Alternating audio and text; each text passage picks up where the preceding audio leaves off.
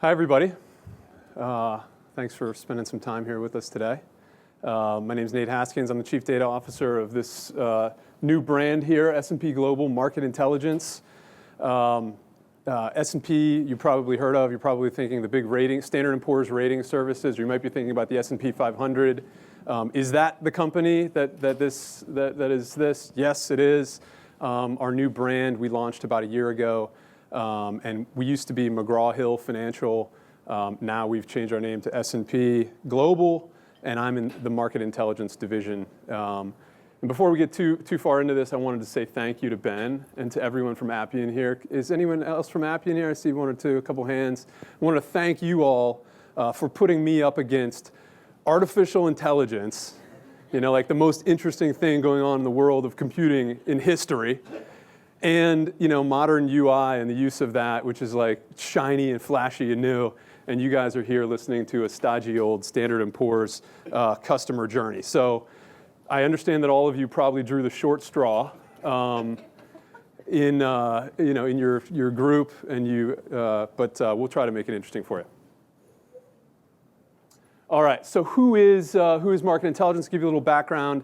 S&P Global, we are the collection of a couple of brands. One is the S&P Ratings, which may be familiar with if you're related to financial services at all. We rate companies and sovereigns and bond issuances. There's also the company that monetizes the intellectual property around the S&P 500. That's a division called S&P Dow Jones Indexes, which is there's a lot of momentum going into passive investment right now. And so the S&P 500 and how we license the intellectual property around that is very important to the investment community right now. And I am in the Market Intelligence group, and that is the information distribution arm of S&P Global. And so we're producing products. If you're in financial services or you're investment banking or private equity, you might have heard of Capital IQ. Maybe not. I don't see a lot of heads now. Oh yeah, good. Heads nodding. All right. That's one of our products, Cap IQ, and then SNL Financial is the other big desktop product that we're pulling together to be a part of Market Intelligence. And what we create are benchmarks that are essential for companies and governments and individuals to make decisions with conviction. That's our purpose, and that's what we're after. And so getting really high quality information and producing that information out of the raw materials out in the universe that's our mission. That's what we're here to do. And our goal is to sort of sit in between corporations, investment banks, and investors, providing them with content, providing them with analysis and insight that they can use to help grease the wheels of the financial markets and really setting those markets in motion. And I think this image here illustrates it pretty well, where investment banks are feeding ideas to investors in exchange for fees, and they're advising corporations on M&A transactions in exchange for fees, and investors are providing capital to companies, and all of that works, and it works efficiently if people have good information. If there's an information gap, the markets are inefficient, and our purpose is to provide that kind of transparency into the market. It's a noble pursuit. I like to think of it as one anyway. We have thousands of researchers around the world, and all of this work is happening 24/7 with a very high bar for quality. People pay for a data product. If they don't trust it, it's worth nothing. If they have to double check everything, it's worth very little. If they trust it and they can run their screens and they can run their models and do their analysis and not have to double check it, it's actually worth a lot. And that's what we're in the business of doing. So this distributed network of teams, they have to work together 24/7 in all these distributed workflows in order to assemble these data products. We had a call to action. We had waste in our operations. All these distributed teams out there collecting data, putting them on the platform. There's a lot of waste in our operations, or had been a lot of waste in our operations. Probably still is, but we're working on it. Employees had to go to multiple places to figure out, hey, what should I be working on? The work execution, that notion of standard work, that you had the way that we do the work, it wasn't consistent. People didn't do the work the same way, depending on where they might sit or who trained them or things like that. And IT was spending a lot of money to modify legacy sort of legacy applications, heavyweight applications out there. And lots of other reasons. These might be familiar to you. Do these wastes, they seem familiar as operators? This is entropy. This is what happens all the time. We fight against this, and that's our mission as people in operations. So we had this call to action, and we went through and we started documenting workflows. And as you guys probably know, if you're here, workflow is complex. And you can interview lots of people, and you can draw pictures that are as complex as you can possibly make them. And then you like put it away and go home and go to sleep and dust it back off in the morning, and you go and interrogate it again, and it's even more complex because someone says, oh, actually, sometimes that loops back here, and I need to, and it's very complex. This is my experience. And so what we looked at was, we kept on coming back to the idea that there are these atomic units of workflow that you could think about. It's almost like when you're in Visio and you're drawing these things, these units, these various lines and triangles and various decision points and things like that. These assembled are sort of the atomic units of workflow. And you can put those together in different ways to create a very bespoke workflow. And so what we did, accepting the fact that these atoms were out there, is we embraced that and built a way to configure complex bespoke workflows using metadata that strung together atomic units of workflow. Whatever that means. And we used that, and we built this on top of Appian. Since then, we've been customers for 5, 6 years, something like that. A long time. I was a young man when we started this. We've built something like 3,500 bespoke workflows, and we have 2,500 analysts around the world working 24/7, just about 365, who are using Appian all day, every day to do everything about their job. And for all those people that raised their hand in here that work for Appian, we did this with one process model, so it's okay for you to be scared now. We built a process model that is incredibly complex, and we built out that entire atomic unit with the ability for us to connect into it, to use it to assemble complex workflows. And I'll talk a little bit about some of the vocabulary around that. How am I doing on time? Am I halfway there? Wow, that's great.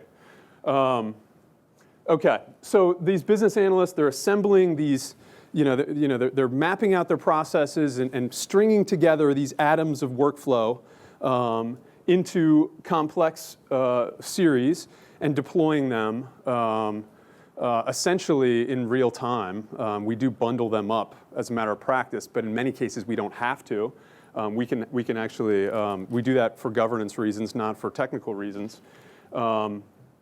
And it's the way that we've been able to engineer the delivery of quality at scale.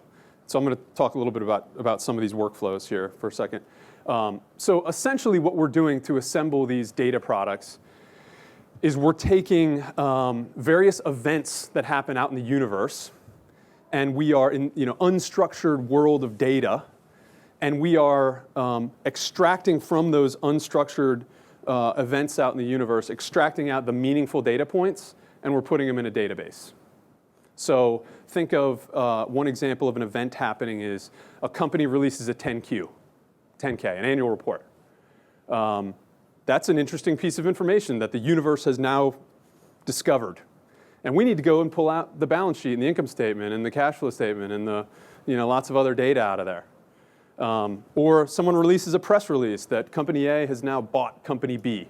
That's interesting. Or a vendor delivers us a file that has lots of new data. Great. Or the government releases a regulatory filing with new information. or someone returns a survey, or. There's lots of things out there that happen that potentially have newsworthy or interesting data embedded in them. And so we have, for each of those, we have a separate process. Different people that do it who are trained in different ways, and different tools and techniques they use to extract that data, as you might imagine. And they string those together with these series of tasks, and it's not always linear. It can branch off and come back together and be assembled in all these complex ways. And then ultimately, when that event has been fully extracted and have all the information published out to our external customer-facing products, then that is then complete. And we call these threads there, we call them process streams. And with every process stream, we gather metadata about those. How important is it? Who's capable of doing the work? How much time do we think it's going to take them to do it? What's our target turnaround time? Like, how quickly does this need to be done? What's our goal around that? But also, what's our SLA? What's our guarantee out to customers? And you can start to imagine when you're tracking that kind of information, then the reason you do that is so that you can interrogate the data later and say, hey, where are we falling short of customer expectations? Where are we not meeting our goals and objectives? Where are things taking longer than we expected? And we track all of that information within our records, within a job record. So a process stream is a type of those threads. This is our vocabulary. No need to use it for your own. But an instance of one of those process streams, we call it a job. That's a job to do. So a process stream might be extracting fundamental balance sheet data from a commercial bank 10K, and a specific job would be process JP Morgan's 12/31/2016 10K filed on March 15th. So each of those specific instances of work have a score. How important is this? Where is it in my list? What's the goal? When does this need to be in front of customers? When do we want this to be in front of customers? What's our guarantee? When does this have to be done, or else I'm getting hassled? Who's capable of doing this? All that kind of stuff. And then the tasks are the micro atoms of work that need to be done in order to execute on that job. Some of them might just be someone needs to just do it. Others, it might need to be, this person does this, and then another person does another thing, and then these two people do this, and when that's done, a third person. It can be as complex as you want to make it. And the beauty of this, though, with every task, we have in the metadata on how we track these, and this is all exposed to business analysts who can configure this stuff, we have the instructions. How do you do the work? What related data should I deliver with the work to make it easier? It's not just do this work. It's do this work, but here's all this information that might help support you in doing that. All the documentation, the tools, the links to the sort of deep links into other legacy apps, very big deal, because we didn't go rewrite all our legacy apps. We're sort of bringing them together there. And it's where we measure all the effort and all of the things that happen is right along with that task. So, you do all this, you deploy it, you push it out there, team by team by team over the last 6 years, hundreds, thousands of users, 24/7. What's the result? Where are we? Well, the benefits are real with respect to our ability to have rolled out a lot of new products to customers. The benefits are real with respect to seeing productivity gains of our measurable, objective evaluations of productivity gains of our employees. And some of those benefits, we have thousands of employees doing this work. If you have a 15% turnover rate on 7,000 employees, you're hiring 1,000 people a year just to keep up. So it's important that our time to make someone productive is very short. We've got all the documentation and the training right along with doing the work. We have performance analytics for our contributors, sort of real time, click on it. How did I do this shift? How did I do this week versus my peers? Hey, I was supposed to do 100 of these. How many have I done?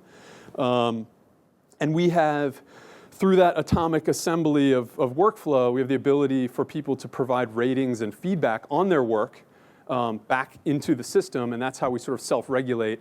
And so our analysts also have a sense for the quality of their work, for the feedback they're getting in real time for the work that they've completed. And for management, absolute real-time transparency into how the work's being done.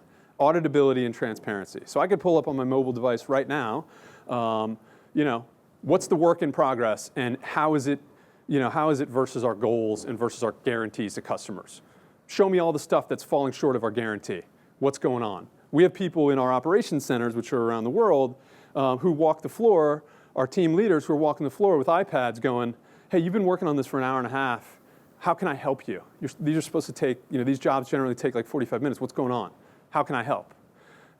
You start to get that kind of, those platform benefits. Further, at the end of every cycle, because we have peaks and valleys to our workflow, like a lot of us do, at the end of a peak season, we sit back and do a retrospective. What worked well?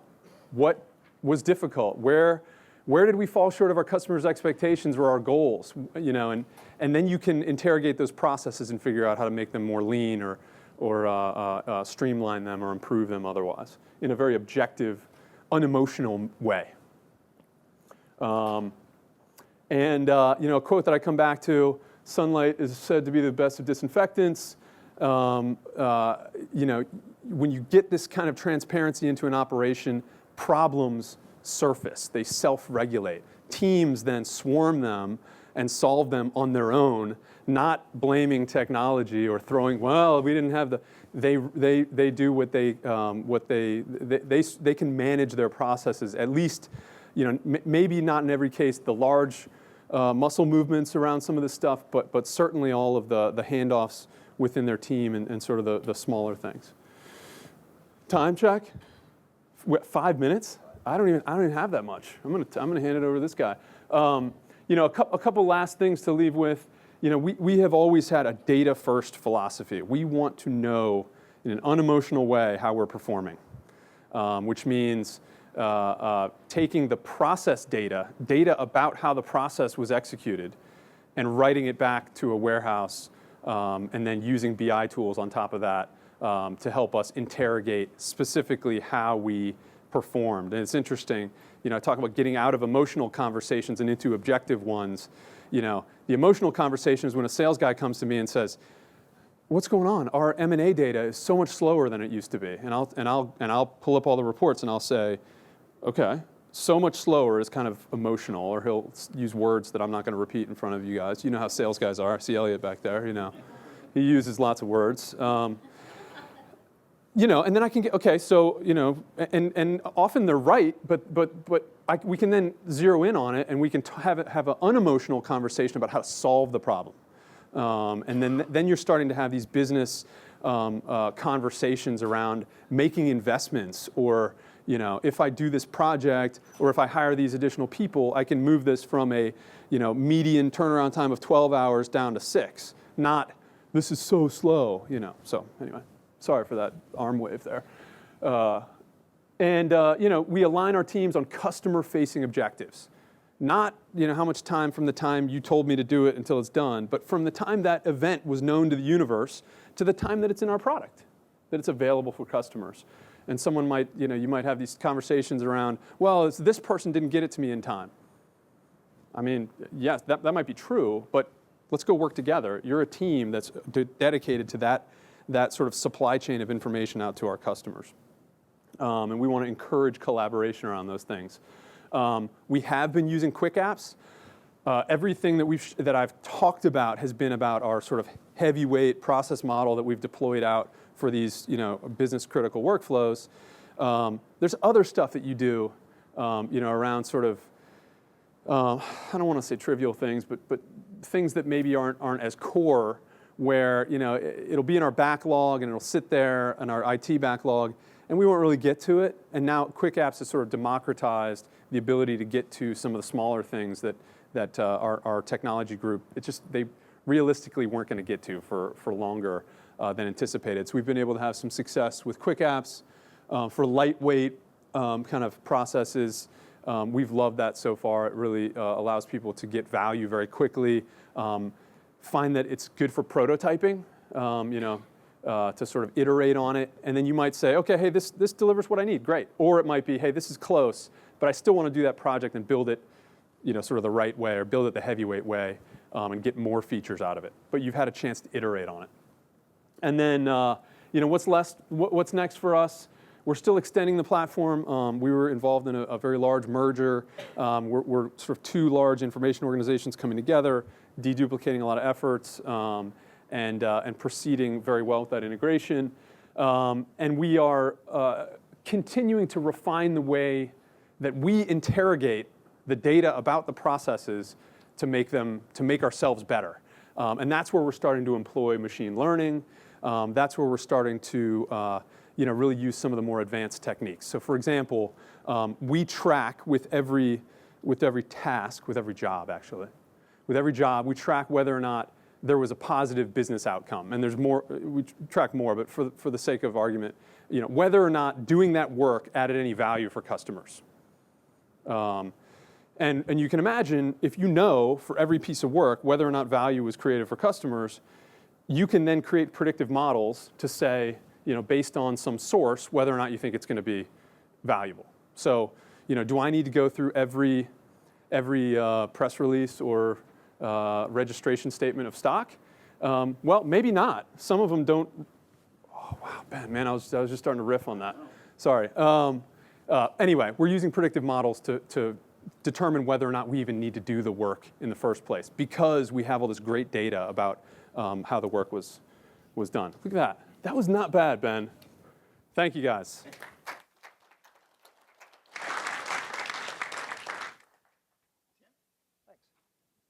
I'm going to go up high, so I won't be able to see the back.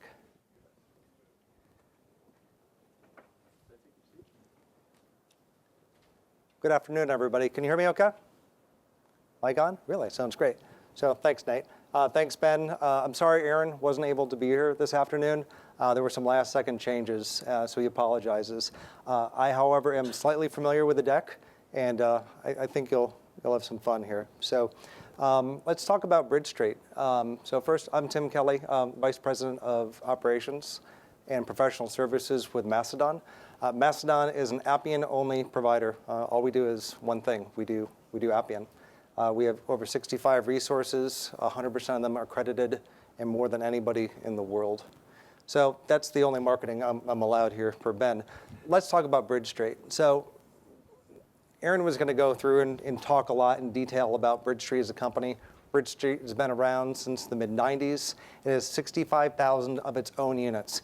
Keep that number in mind, 65,000 of its own units, because that's where the story is going to pivot. There's a video we're going to show here in a second, and then we're going to explain the story of how do we take that 65,000 and change the entire game. As a travel leader, you're juggling multiple daily demands. You're balancing your teammates' desire to have easy booking options while staying within your company's travel guidelines and maintaining the budget. This juggling act takes a lot of your time. BridgeStreet understands these pressures. With 20 years of global hospitality experience and the leader in extended stay solutions for mid-market and Fortune 1000 companies, we can help you find accommodations for 7 days, 7 weeks, or 7 years. We can give you your time back. We have the confidence of more than 4,000 clients across the globe. These travel programs include consulting projects, intern programs, business trips, international assignments, and relocation. So, whether your team needs a brownstone in New York, a carriage house in London, or an apartment in Singapore, we have the resources you need to help you do this quickly and easily. BridgeStreet is built for business, so let us be your single-source extended stay solution. BridgeStreet specialists can work within your guidelines to create a solution for you. With over 60,000 plus serviced apartments and homes, your teammates are sure to find their perfect space and make their reservations in real time. Our customized solution also ensures that your company's travel policies, payment preferences, and business rules are built into the booking process.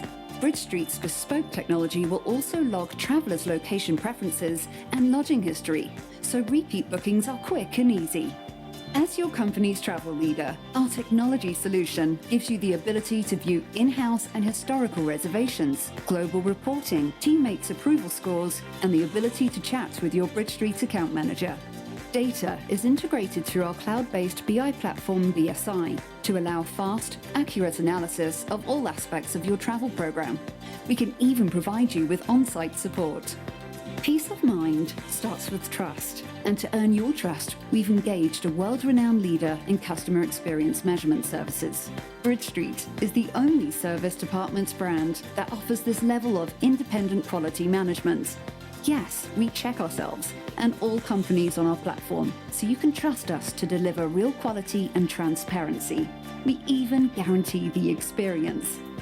Let us help you put some time back into your day and let your teammates see hospitality in a whole new light. So stop juggling and give us a ring. So quick show of hands, who has ever heard of BridgeStreet Global Hospitality prior to today? Okay, so 2, great. So when BridgeStreet came to us a few years ago, we hadn't heard of them either. So they're an alternate sourcing way to do long-term corporate housing or short-term corporate housing. They use a different term. They use the term service department. Actually, I'm traveling to London immediately following Appian World, and I'm staying at a BridgeStreet property with my family. It's something I never would have seen before had we not had this relationship. BridgeStreet wants to express to you that they are, for the public, they are designed for business. BridgeStreet runs on Appian. So all the video that we saw there, their backbone runs on Appian today. So it all started back in 2015. So in 2015, we had a meeting, the CTO, all the other C-levels, the VPs, the head business owners, and we crammed into an inappropriately small room. And the CEO of the company gets up there and says, there's 4 things we're going to do. I want a one-stop shop for all my work. I want to automate and enforce my processes. Remember that, because that's a dirty word. I want a frictionless reservation system, and I want to do in-room marketing. Okay, so what happened with all that? What are the initial results?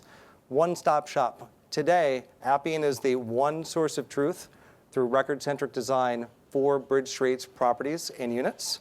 Enforce and automate processes. Okay, if all you're going to do is enforce your processes, you've missed the boat. You've missed the opportunity to really transform, right? To transform what you should be versus what you've been, perhaps for 20 years. And a frictionless reservation system. So prior systems were disjoint. Prior systems didn't speak with each other, and it caused a lot of velocity to slow down with opportunities. I'm impatient. When I want to book something, I want to book something real time. BridgeStreet could do that now. It couldn't always do that. But today, I could book BridgeStreet properties online through Appian in real time. And then the in-room marketing. Okay, let's be honest, we haven't actually gotten there yet, but there's a lot more to the story that we did do. So let's talk about the core of it. So Snap. Snap is BridgeStreet's system, which has 2 records. The first record are individual units. So a unit is like a hotel room or a service department. And then it has properties. So very simple, properties and units. But there's a lot of complexity to how they track this data. We're talking of thousands of units with different attributes all over the world. What we were able to do is very simply create a single dashboard with a truth. The idea was for them to go green, right? And not in an environmental sense, but that way they had compliance with every one of their records so that they knew that the data in there was good. They have the full spectrum of the system from a legacy system that was in place, stored in it, also through Appian. One of the things they had a hard time doing was actually knowing what properties they had available to them. And you'd think this is kind of the core, right? So one thing that we put into Appian through the award-winning calendar component of 2016, we actually created a calendar component for BridgeStreet. And using this component, they're able to have, at a glance, a drill-down view into the truth of what they have today. This also gave them some indications where, for example, if I have properties in New York, am I short on properties? Do I need to source some additional properties for a period of time? Perhaps there's a marathon going on, and they want to bring on additional properties. They were able to develop this and have customizable ranges of information where they could drill into and do some analytics. But this wasn't where the fun really fell into. It came down to partners. So BridgeStreet had their own properties. They had thousands of rooms, but that wasn't fast enough. They are a boutique where if you call them and say, I need to stay in a specific location, and they don't have a property, they'll find one. They'll find a partner. Either they already have a partner on hand, or they will find one for you. So they're more of a concierge level where I have a person I speak with, right? and I call, and they source things for me.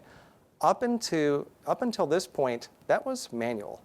And we use the term dry powder. They actually didn't know when they had a property available. This was not real time to them. So the very first thing we did was we said, okay, with the partners, let's actually make them part of the Appian experience. Let's have the partners go into the system and put their data in. And that was great. They were able to do real-time booking for the partners' data. The partners would go in and put in their properties. And it really changed the game. So when we look at the graphics in here, we see one change, right? In the bottom left-hand corner, we see the partners. Well, this was still kind of a manual thing. You'd have to have each individual partner constantly maintaining their inventory, and not everybody wants to do that. From a revenue side, what happened, right? So they still had their own properties, and they're booking fine and all. But as they added on additional partners, now they didn't buy a single property, not one. But what they were able to do is increase the revenue simply by adding on those partners, okay? They were real time, but they still wanted to go faster. Here's where BridgeStreet changed the game. So OTA, online travel agency. BridgeStreet is the first OTA designed for business. And if you were to Google it, there are some recent press releases on it. Great story on that. BridgeStreet launched this in the last 60 days. There are things called channel managers. A channel manager aggregates not one or a dozen, it aggregates thousands and hundreds of thousands of rooms. So there's about 6 channel managers all throughout the world where they have various things. We were able to, in 90 days, change the system, change the processes of the system around and directly integrate with 2 channel managers. There's 6. So what did that do for us, right? That now took thousands of units to hundreds of thousands of units overnight. It changed the entire story simply by pulling in dry powder that didn't exist before. BridgeStreet supports many different major clients. So I can't say the name, so we redacted them with awful blue graphics. So if you have a customer and that customer wants to be in a certain location or they have a campus in a specific location, BridgeStreet will work with their partners. But you're speaking with a human being. Okay? It's not just going online. But a lot of these processes are still manual. There are some things that should be automated that aren't automated today. Simply by using the system, we were able to go one step further.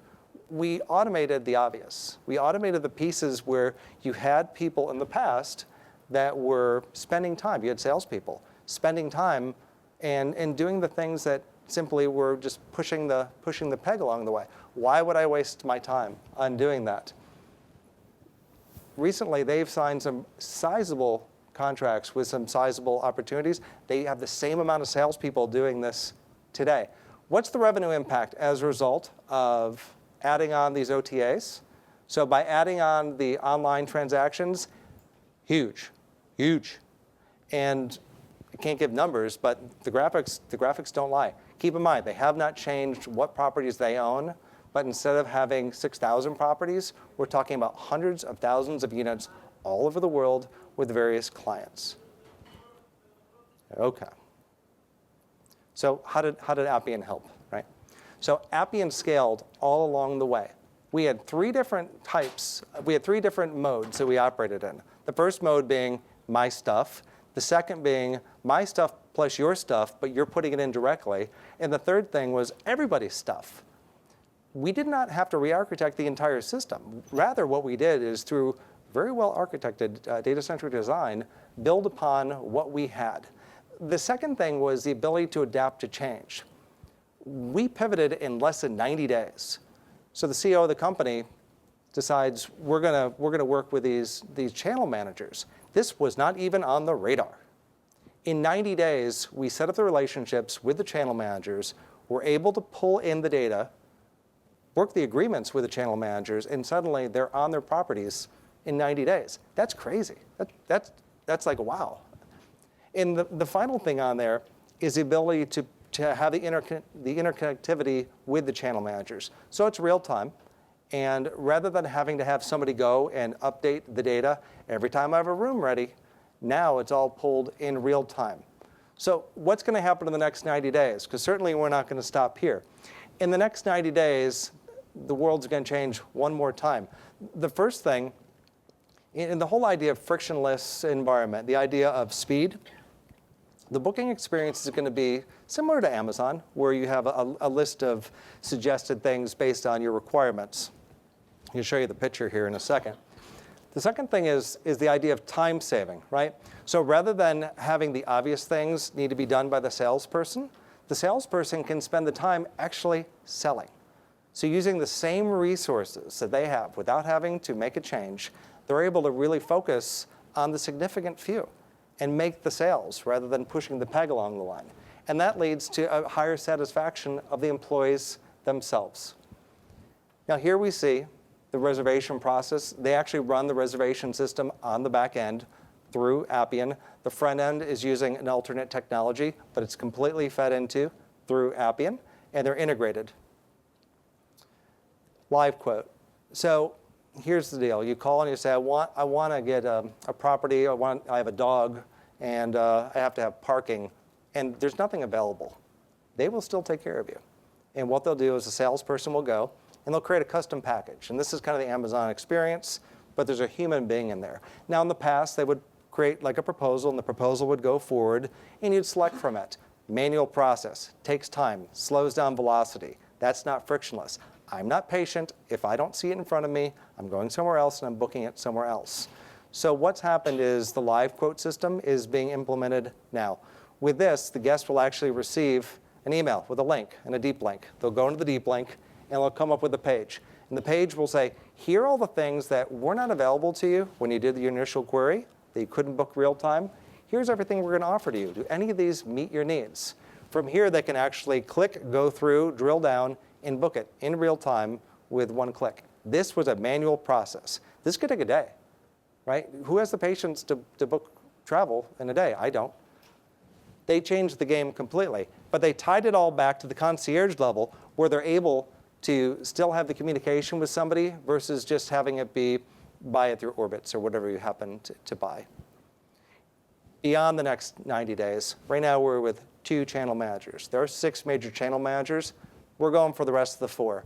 The second thing we're going to do is we're going to go through and we're going to have a fitness review. The fitness review makes sure that all that data that we're aggregating from the channel partners actually kind of meets our standards. We want to make sure that the data coming through is something we're proud to show.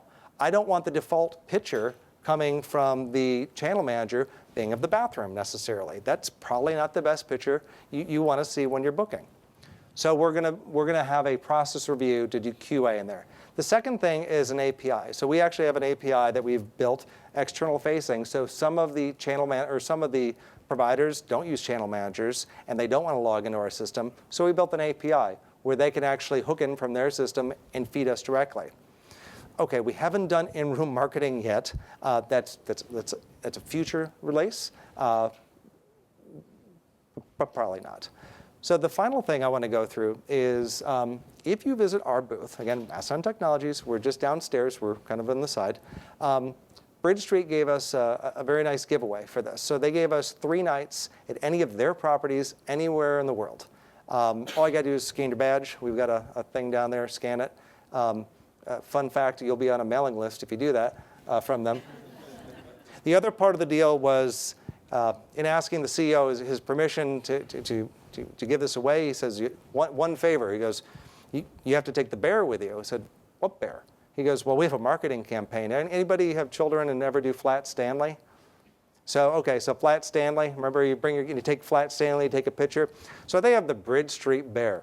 So he goes, you have to take your bear to San Francisco and take pictures around San Francisco. So my boss and I and my counterpart traveled all through San Francisco yesterday taking pictures with the BridgeStreet bear. I'm not sure if it was worth the thing, but we had a lot of fun in the process. People see me taking this backpack out and wondering what I'm taking. Out comes this teddy bear. So BridgeStreet.com, you'll see it there. Thank you very much. Thank you, man.